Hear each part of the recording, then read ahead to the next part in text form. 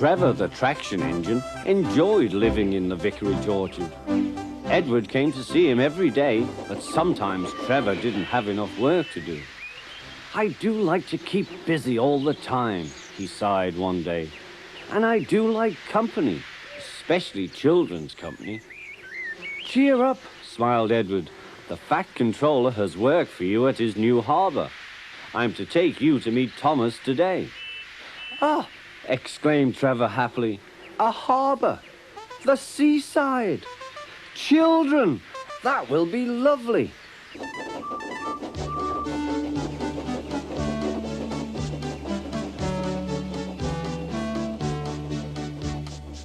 Thomas was on his way to the harbour with a trainload of metal pilings.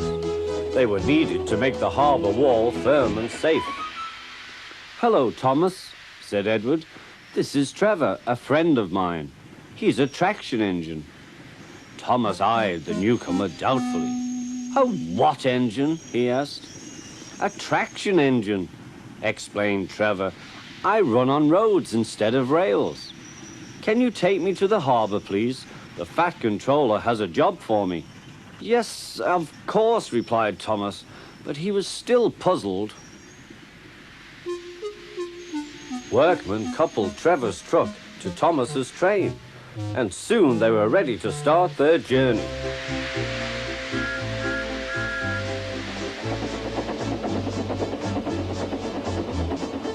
"I'm glad the Fat Controller needs me," called Trevor. "I don't have enough to do sometimes, you know, although I can work anywhere, in orchards, on farms, in scrapyards, even at harbours."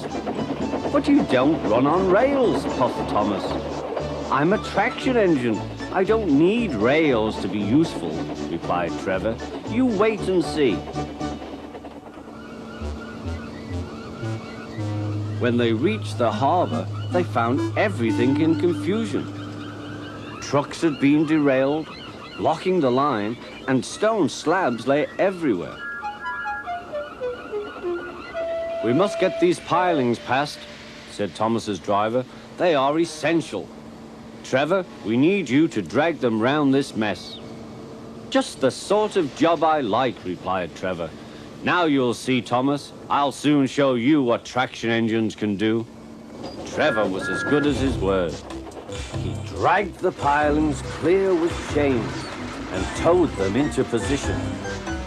"Who needs rails?" he muttered cheerfully to himself.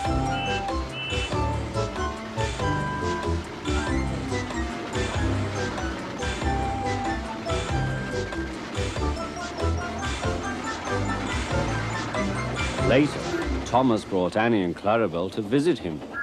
Thomas was most impressed. "Now I understand how useful a traction engine can be." The coaches were full of children.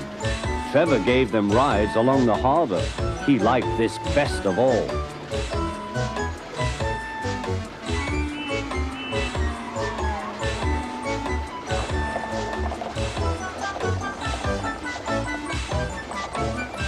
"He's very kind," said Annie. "He reminds me of Thomas," added Clarabel. Everyone was sorry when it was time for Trevor to go. Thomas pulled him to the junction. A small tear came into Trevor's eye. Thomas pretended not to see. He whistled gaily to make Trevor happy. "I'll come and see you if I can," he promised. "The vicar will look after you, and there's plenty of work for you now at the orchard. But we may need you again at the harbour someday." "That would be wonderful," said Trevor. That evening, Trevor stood remembering his new friend Thomas, the harbour, and most of all, the children. Then he went happily to sleep in the shed at the bottom of the orchard.